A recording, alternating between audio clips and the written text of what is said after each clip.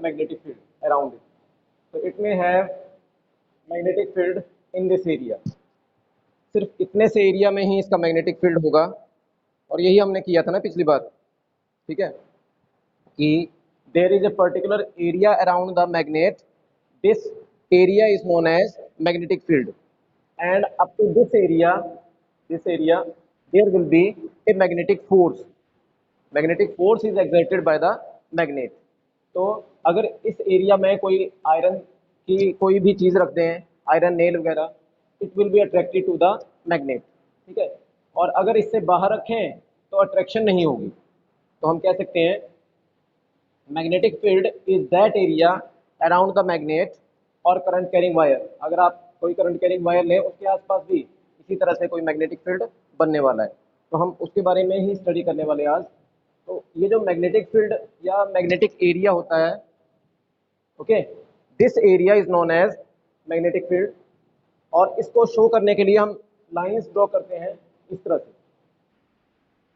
जी बेटा, good morning.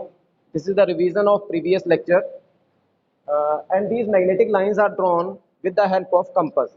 तो compass से अगर आप ये लाइंस ड्रॉ करते हैं तो हम ये देखते हैं कि इन लाइंस की डायरेक्शन नॉर्थ से साउथ की तरफ होती है, ठीक है. आउटसाइड ये नॉर्थ से साउथ होती हैं और इनसाइड साउथ से नॉर्थ, ठीक है. तो इस तरह से चलता है ये, north to south and then south to north.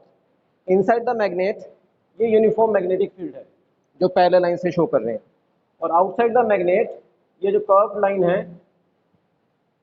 ये है, ठीक है. तो ये नॉन यूनिफॉर्म मैग्नेटिक फील्ड है. तो हम कह सकते हैं कि मैग्नेटिक फील्ड लाइंस से हम फील्ड एरिया देख सकते हैं कि कितने एरिया तक मैग्नेटिक फोर्स एक्सपीरियंस की जाएगी. इसके बारे में हम स्टडी कर चुके हैं. और फिर क्वेश्चन था एक आपको पूछा गया था, जो लास्ट टाइम होमवर्क दिया था. आप में से कितने बच्चे करते हैं वो आपको ही पता होगा. आप में से कुछ बच्चे तो सेंड भी करते हैं. कुशागर ने मुझे सेंड किया था होमवर्क करके. तो आप होमवर्क करें और कंप्लीट करके उसको भेजें, तो मुझे भी क्लियर हो जाएगा कि हम में से कितनों को समझ आ रहा है. तो बेटा यहाँ पे मैग्नेटिक लाइंस की जो प्रॉपर्टीज़ हैं वो क्लियर हो गई हैं कि magnetic lines inside the magnet uniform होती हैं, आउटसाइड द मैग्नेट नॉर्थ से साउथ होती हैं, और दो मैग्नेटिक लाइन क्रॉस नहीं कर सकती क्योंकि मैग्नेटिक फील्ड वेक्टर क्वांटिटी होती है, इसलिए वो कभी भी क्रॉस नहीं कर सकती, क्योंकि क्रॉस करेंगे तो दो डायरेक्शन आ जाएगी और वेक्टर क्वांटिटी की सिर्फ एक डायरेक्शन होती है. उसके बाद जो नेक्स्ट हमने होमवर्क में एक टॉपिक लिया था वो ये था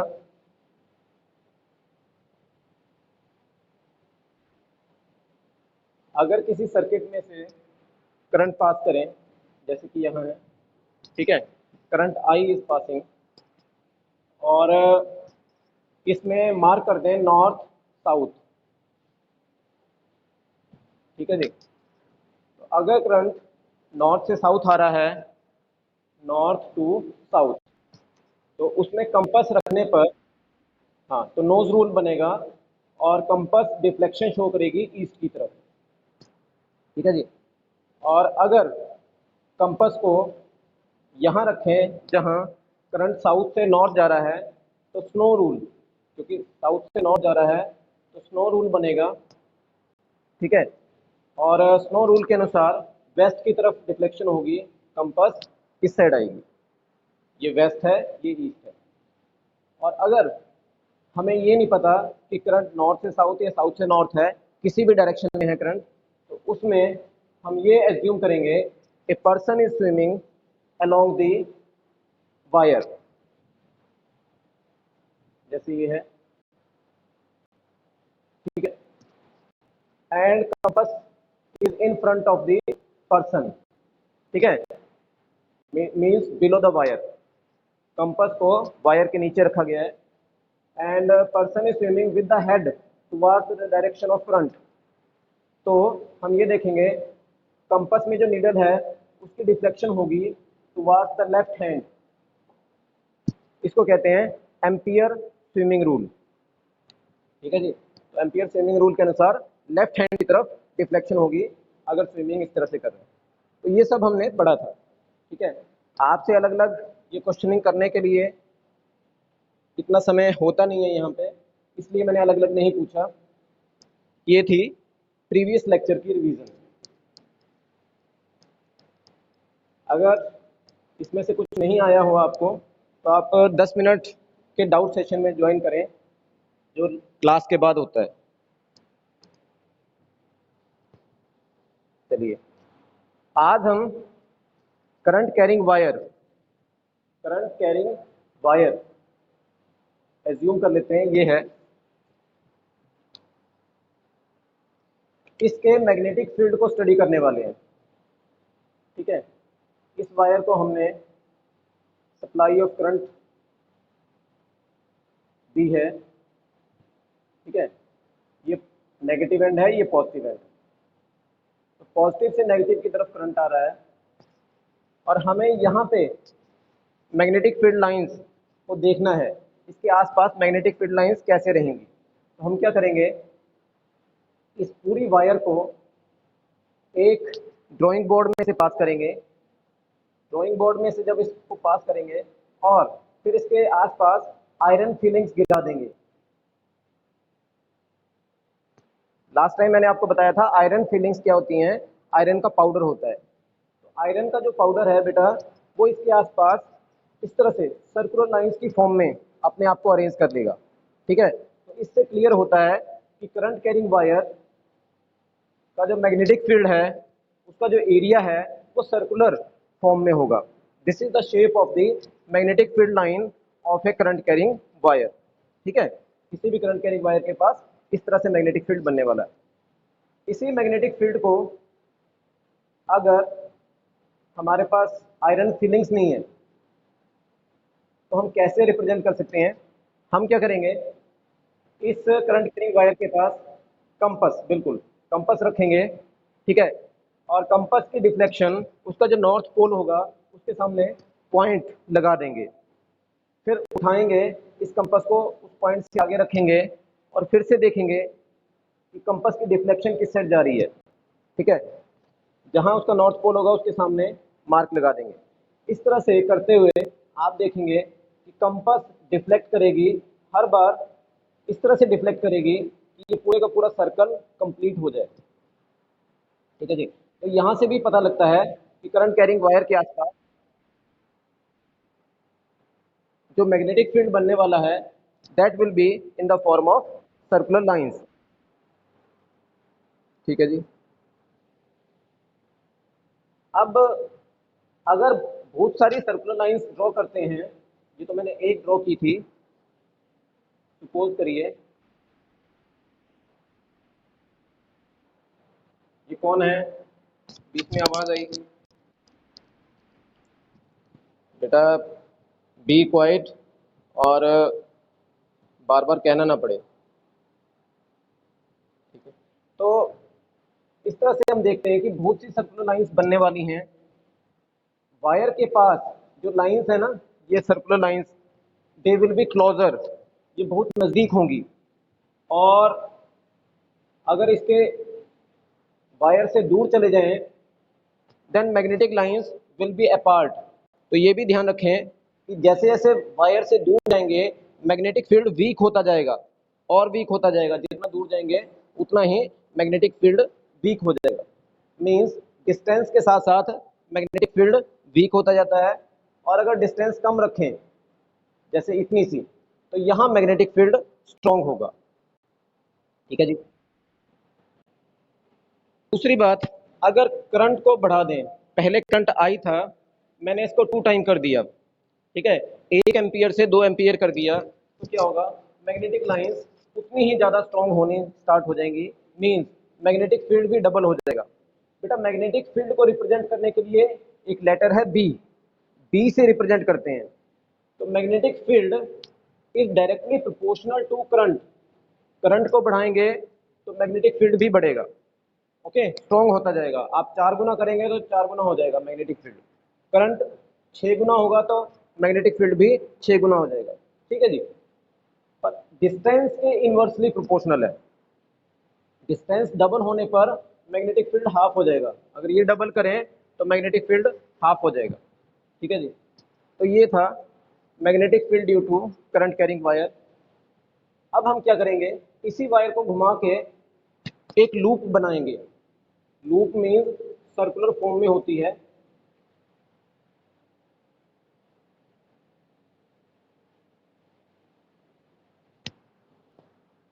तो देखिए, तो इस तरह से हमने एक सर्कुलर लूप बनाई और इसको करंट दिया। ठीक है जी। तो यहां से करंट आ रहा है। हमारे सामने जो सर्कुलर लूप है, इसका फेस अगर हमारे सामने है, उस फेस को देखते हुए हम समझें तो करंट क्लॉकवाइज होगा। क्लॉक में ऐसे घूमती है ना सुइयां, ठीक है, करंट इज क्लॉकवाइज। अब हमें ये समझना है कि यहाँ इन पॉइंट्स पे, एक पॉइंट यहाँ ले लो और एक यहाँ, वैसे कहीं भी ले सकते हैं, मैंने दो ही पॉइंट लिए। तो इन पॉइंट्स के अबाउट मैग्नेटिक फील्ड लाइंस कैसी होंगी? बेटा हम एज्यूम कर लेंगे this is a small element. Okay, ये छोटा सा एलिमेंट है जो स्ट्रेट वायर की तरह है। जैसे यहाँ स्ट्रेट वायर पहले बनाई थी मैंने, ठीक है, तो स्ट्रेट वायर के आसपास मैग्नेटिक फील्ड इस तरह से आया था ना, तो यहाँ भी मैग्नेटिक फील्ड लाइंस इस तरह से बनेगी। ठीक है, आप यहाँ पे आयरन फीलिंग लेंगे तो इस तरह से लूप के आसपास आयरन फीलिंग अरेंज कर लेंगे अपने आप को, और यहाँ भी मैग्नेटिक फील्ड लाइंस या आयरन फीलिंग्स अपने आप को अरेंज कर लेंगी। ध्यान रखें ये कहीं भी क्रॉस नहीं होनी चाहिए। Magnetic lines will never cross each other. अब ऐसा करते हुए जब आप बहुत सारी लाइंस ड्रॉ करते हैं तो आप देखेंगे सेंटर पे आने पे मैग्नेटिक लाइंस ऑलमोस्ट पैरेलल हो जाएंगी।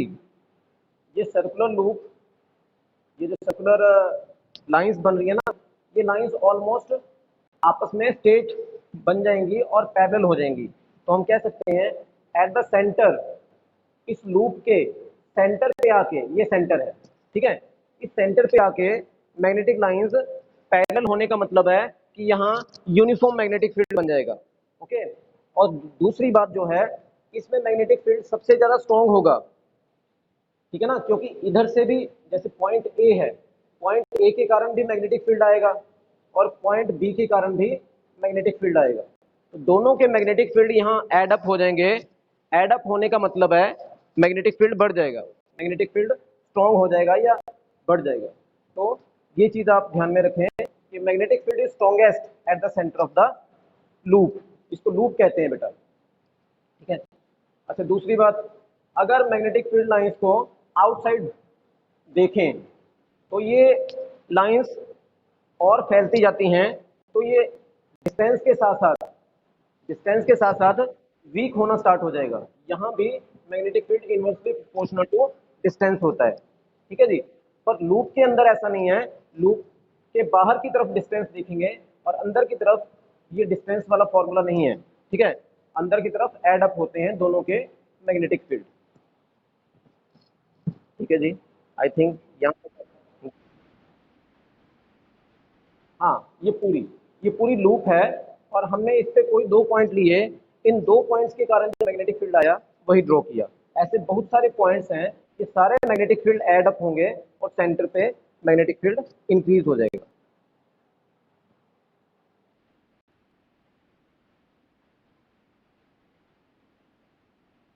बेटा उसमें भी ऑलमोस्ट ऐसा ही होने वाला है, ठीक है जी। यहाँ आसपास ऐसा ही मैग्नेटिक फील्ड बनने वाला है, क्योंकि मैंने तो लूप ली नहीं ना।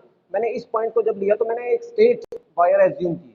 तो हर जगह जहां जहां आप पॉइंट लगाएंगे उसको स्ट्रेट वायर एज्यूम करेंगे, तो हर जगह ऐसे ही मैग्नेटिक फील्ड बनने वाले हैं, ठीक है जी। पर जब आप सर्कुलर लूप बनाते हैं ना, हाँ, एट, हाँ बिल्कुल स्ट्रांग होगा, पर यूनिफॉर्म नहीं होगा। थोड़ा सा यूनिफॉर्मिटी तब आती है जब सर्कुलर लूप बन जाती है। इसीलिए हम ज़्यादातर सर्कुलर लूप बनाते हैं। और रेक्टेंगुलर को अगर आप यहाँ से टर्न्स देकर थोड़ा सा ओवल शेप में बना लेते हैं तब भी ये सर्कुलर लूप ही मानी जाएगी। पूरा रेक्टेंगल की फॉर्म में रखेंगे तो यहाँ पे जो आएंगे जो मैग्नेटिक फील्ड वो इंटरफेयर करेंगे और यहाँ स्ट्रॉन्गेस्ट होने के साथ साथ पैरेलल लाइंस नहीं बन पाएंगी कॉर्नर्स के कारण। अगर कॉर्नर्स को टर्न कर दे पूरे का पूरा तो पूरा यूनिफॉर्म मैग्नेटिक फील्ड आएगा सेंटर पे।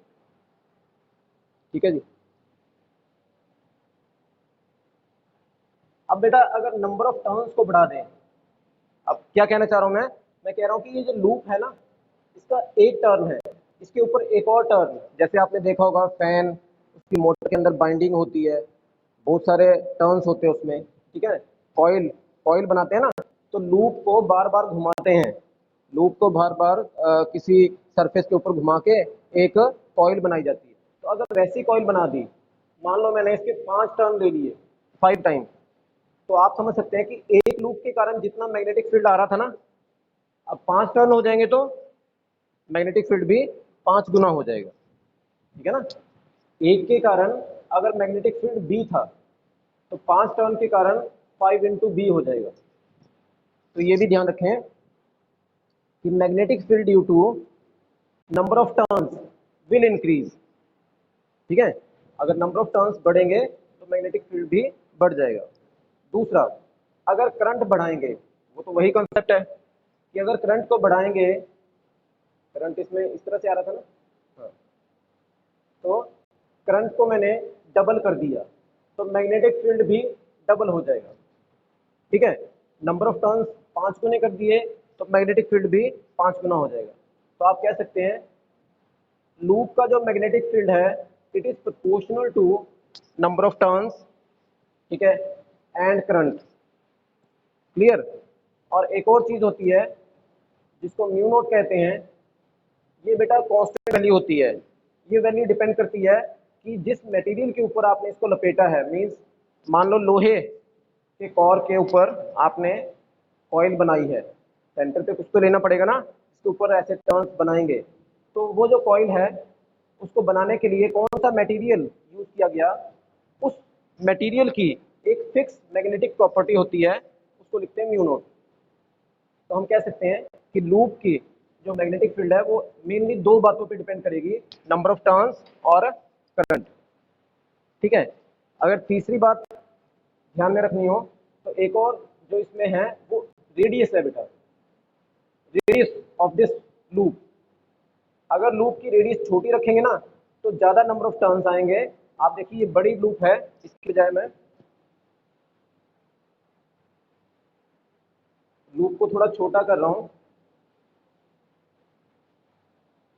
ये तो आपको पता है कि जितना इस पॉइंट के नजदीक होंगे,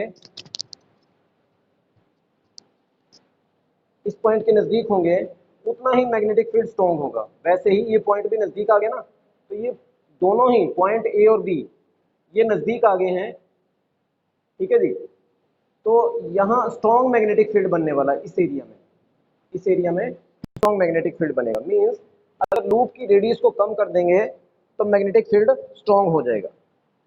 ठीक है जी।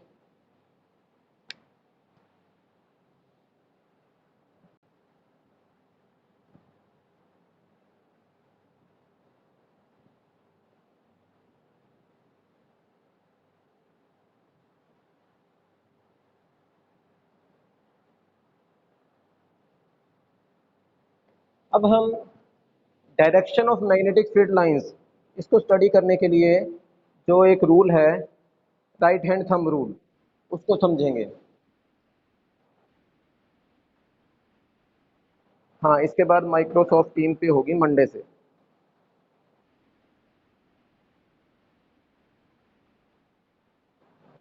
आपका नाम, आपने क्लास टीचर से बात की? अच्छा, नहीं नहीं हो जाएगा। आपको संडे तक सारी प्रॉब्लम क्रिएट जो हो रही है ना उसका हल मिल जाएगा संडे तक। आज आज बात करने वाले हैं, आज कर ही रहे हैं। क्लास इंचार्ज इस चीज़ को देख रहे हैं, वैसे कोई दिक्कत नहीं। ठीक है, लॉगिन नहीं हो पा रहा है इसके बारे में एक बार पूछ लेंगे क्यों, क्या समस्या आई। ठीक है जी। अच्छा, ये जो आपके सामने अभी एक करंट कैरिंग वायर है और यहाँ बोर्ड है बेटा, इस बोर्ड के ऊपर आयरन फीलिंग्स गिरा के जो मैंने सामने समझाया था वही है। आयरन फिलिंग्स को गिरा के देखा कि आसपास देखो कैसे सर्कल्स बन गए हैं ना, और यही सर्कल शो कर रहे हैं कि मैग्नेटिक फील्ड लाइन सर्कुलर होती हैं। तो करंट कैरिंग वायर के कारण मैग्नेटिक फील्ड लाइन सर्कुलर होती हैं। उनकी डायरेक्शन क्या होती है, ये कैसे निकालेंगे उस पर आएंगे अभी। अच्छा, मैग्नेटिक फील्ड लाइन ड्रॉ करने का एक और तरीका है, कंपास को वायर के आसपास रखें और जहाँ जहाँ कंपास की डिफ्लेक्शन आती है उसके अनुसार लाइंस ड्रॉ कर लें। हाँ, तो ये बेटा ये है राइट हैंड थंब रूल। आप इसकी हेल्प से बताएंगे कि मैग्नेटिक फील्ड लाइंस की डायरेक्शन क्या रहेगी। ये देखिए, करंट अगर अपवर्ड जा रहा है तो आपने अपने राइट हैंड को, याद रखना राइट हैंड के थंब को ऐसे अपवर्ड रखना है, ठीक है, और अपनी फिंगर्स को कर्ल करना है अराउंड द वायर। अब ये जो पॉइंटिंग फिंगर्स है ना, यही डायरेक्शन शो करेंगी मैग्नेटिक फील्ड लाइंस की। मींस एरो इस सर्कुलर लाइन के ऊपर ना, ये जो सर्कुलर लाइन बनाई आपने, इस पे एरो किस साइड लगाएंगे, जिस साइड आपकी पॉइंटिंग फिंगर्स है। आई थिंक ये बात आपको क्लियर होगी है कि राइट हैंड थंब रूल क्या है। When we curl the fingers around the current carrying wire and point the thumb of the right hand, ठीक है, इन अपवर्ड है in the direction of current. पहली बात तो यही है कि थंब को in the direction of current point करना है, फिर पॉइंटिंग फिंगर्स जो होंगी ना, वही डायरेक्शन होगी मैग्नेटिक फील्ड की, ठीक है। चलिए थोड़ा और देख लेते हैं इसको स्टडी करने के लिए। इस तरह से राइट हैंड थंब रूल, इसको स्टडी करने के लिए हम एक पेन ले सकते हैं। पेन में ये जो पॉइंटिंग ये डायरेक्शन है ना, इसको मान लेते हैं करंट की डायरेक्शन। तो करंट अपवर्ड जा रहा है, तो अगर आप अपने राइट हैंड को इसके अराउंड रखेंगे ना और थंब को इस साइड रखेंगे ऊपर की तरफ, तो कर्लिंग फिंगर ऐसे आएंगी। तो इस तरह से मैग्नेटिक फील्ड लाइंस की डायरेक्शन बनेगी। ये देखिए, ठीक है। I think you are very much clear now. अब देखो, डायरेक्शन ऑफ करंट को रिवर्स कर दिया तो मैग्नेटिक फील्ड लाइंस रिवर्स हो जाएंगी हैं। डायरेक्शन ऑफ थंब डाउनवर्ड हो जाएगी ना, क्योंकि करंट डाउनवर्ड आ रहा है। अगर करंट डाउनवर्ड आ रहा है तो थंब डाउनवर्ड किया मैंने, और अब मैंने पॉइंटिंग फिंगर्स को देखा तो ये इस तरह से अपोजिट डायरेक्शन शो कर रही है मैग्नेटिक फील्ड लाइंस की। ये हम ये बताना चाह रहे हैं कि जहाँ कंसेंट्रिक सर्कल नज़दीक होते हैं, है तो सेंटर सेम ही है ना, सभी सर्कुलर लाइंस का जो सेंटर है वो एक ही है, और उनका सेंटर कहाँ है, वायर के ऊपर, ठीक है। और सभी सेंटर्स, सॉरी, सभी सर्कुलर लाइंस का जो सेंटर है उसको देखते हुए अगर हम ये समझें, बेटा क्या कर रहे हो, कि क्राउडेड लाइंस कहाँ पे हैं, तो क्राउडेड लाइंस या सर्कल्स नज़दीक हैं वायर के, वहाँ पे स्ट्रॉन्ग मैग्नेटिक फील्ड है, और जैसे जैसे आप दूर जाएंगे वहाँ स्ट्रेंथ कम होती जाएगी।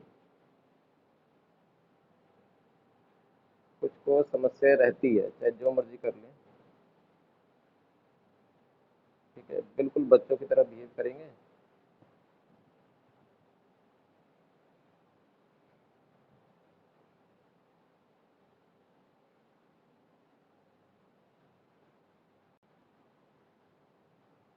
चलिए, तो magnetic field is strongest near the wire and weak away from the wire. देखिए ये फॉर्मूला है मैग्नेटिक फील्ड के लिए। तो वायर के अराउंड जो मैग्नेटिक फील्ड आया वो इन सब बातों पे डिपेंड करेगा। म्यू, बेटा म्यू नोट मैंने बताया था, ये जो जिस मटेरियल में रखते हैं ना हम, जैसे एयर में, पानी में, जहाँ भी इसको वायर को रखते हैं, उस वायर के आसपास के मटेरियल का एक एक प्रॉपर्टी होती है जिसको ससेप्टिबिलिटी कहते हैं। तो म्यू नोट वही है, ये फिक्स वैल्यू है, ये कांस्टेंट वैल्यू है, पर वेरी क्या करेगा, आई और आर। जैसे जैसे करंट बढ़ाएंगे मैग्नेटिक फील्ड बढ़ेगा। और अगर radius means distance from the wire, wire से जितना डिस्टेंस पे जाएंगे उतना ही मैग्नेटिक फील्ड वीक होगा। देखिए आर की वैल्यू बढ़ेगी तो वी कम होगा। Mu naught is the permeability of free space. Free space means air, अगर एयर या फ्री स्पेस है ना तो उसकी परमेबिलिटी की वैल्यू ये है 4 pi into 10⁻⁻7। T means tesla, M means metre और A means ampere, metre per ampere. तो ये तो म्यू नोट की वैल्यू है, ठीक है। और अगर ये वैल्यू मैं यहाँ लिख दूँ म्यू नोट की वैल्यू, तो ये काटने के बाद क्या आएगा, ये आएगा 2 इंटू 10⁻⁻7। तो मैं वही कह रहा था ये सारी वैल्यू कांस्टेंट है, 2 इंटू 10⁻⁻7 आएगी। और बाकी प्रोपोर्शनलिटी लगा दें क्योंकि वो तो 2 इंटू 10⁻⁻7 कांस्टेंट वैल्यू है, तो हम मैं ये कह सकता हूँ कि मैग्नेटिक फील्ड प्रोपोर्शनल होता है करंट के और इनवर्सली प्रोपोर्शनल होता है डिस्टेंस के, ठीक है। और यही हमने अभी बोर्ड पे समझा था। हाँ, एक बात ध्यान रखें कि मैग्नेटिक फील्ड टेस्ला में मेजर करते हैं। मैंने अभी आपको बताया म्यू नोट की वैल्यू जब आप लिखेंगे इसमें तो 2 पाई तो कट जाएगा, रह जाएगा ओनली आर। तो आर की फॉर्म में ही देखेंगे कि जैसे जैसे आर बढ़ेगा करंट कैरिंग वायर से आर की वैल्यू बढ़ेगी, वैसे वैसे मैग्नेटिक फील्ड वीक होता जाएगा, बाकी वैल्यू कट जाएगी बेटा यहाँ पे, ठीक है जी। ये जो पीछे फॉर्मूला मैंने बताया ना आपको, ये ड्राइव किया गया है और उस फॉर्मूले में 2 पाई को कैंसिल कर दिया जाता है बाद में, इसलिए आप 2 पाई आर ना समझें इसको, ठीक है। इस फॉर्मूले को सिर्फ ये समझें कि आई अपॉन आर है, इस फॉर्मूले में ओनली आई अपॉन आर रह जाता है, और वही मैंने आपको पहले बताया था। How does magnetic field change based on distance, ठीक है। On the basis of distance magnetic field कैसे चेंज होगा, तो ये लिखा है इनवर्सली प्रोपोर्शनल टू डिस्टेंस, जैसे अभी पीछे देखा हमने। और इसमें लिखा है ग्रेटर डिस्टेंस,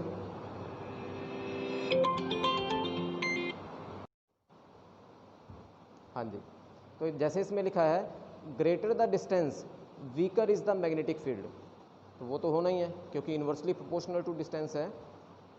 अच्छा, अब वो जो लूप आपने देखी थी उसकी बात कर रहे हैं कि स्ट्रेट वायर को मैंने टर्न कर दिया, इस तरह से टर्न कर दिया और करंट इस तरह से आ रहा है, तो इसके आसपास यहाँ पे मैग्नेटिक फील्ड बनेगा। और अगर आप राइट हैंड थंब रूल लगाते हैं तो आपका थंब अपवर्ड होगा करंट की तरफ और कर्लिंग फिंगर ऐसे होंगी, तो यहाँ मैग्नेटिक फील्ड लाइंस की डायरेक्शन इस तरह से बनेगी इस लूप के अबाउट। और दूसरे पॉइंट पे देखें तो डाउनवर्ड आ रहा है करंट, है ना, तो उसमें देखना, उसमें लूप की डायरेक्शन के अनुसार करंट की डायरेक्शन के अनुसार जो मैग्नेटिक लाइंस हैं वो इस तरह से घूमेंगी। ओवरऑल देखेंगे जब इस पूरे को, ये है, ठीक है। तो दो डिफरेंट पॉइंट्स पे मैग्नेटिक फील्ड लाइंस देखिए, ये इस तरह से आ रही थी एक पॉइंट से और दूसरे पॉइंट से ऐसे घूम रही हैं। तो ओवरऑल सेंटर पे आने पे डायरेक्शन सेम ही दिखेगी, मींस इस पूरी की पूरी लूप में जो मैग्नेटिक फील्ड लाइंस हैं वो आउटसाइड द लूप आ रही हैं। अगर लूप के अंदर देखें ना, they are coming out of the plane, है ना, और लूप के बाहर देखें they are going into the plane. तो इस तरह से ये आपकी एनसीईआरटी बुक में डायग्राम दिया है, आप इसको स्टडी कर लें कि अगर मैं राइट हैंड थंब रूल लगाता हूँ तो इस तरह से मैग्नेटिक फील्ड लाइंस, अगर ये लूप जो है ना टेबल पे रखी है, ठीक है, तो टेबल से बाहर की तरफ लाइंस आ रही हैं, पर ये इनसाइड द लूप, लूप के अंदर अगर देखें तो वहाँ से मैग्नेटिक लाइंस तो टेबल से ऊपर बाहर की तरफ आएंगी आउट ऑफ द प्लेन, पर अगर लूप के बाहर से देखेंगे, मींस टेबल के ऊपर लूप रखी है और लूप के बाहर आ जाएं और लूप के बाहर देखेंगे तो वो टेबल के अंदर की तरफ जाएंगी, ठीक है। एक जगह टेबल से बाहर की तरफ आएंगी, एक जगह टेबल के अंदर जाएंगी।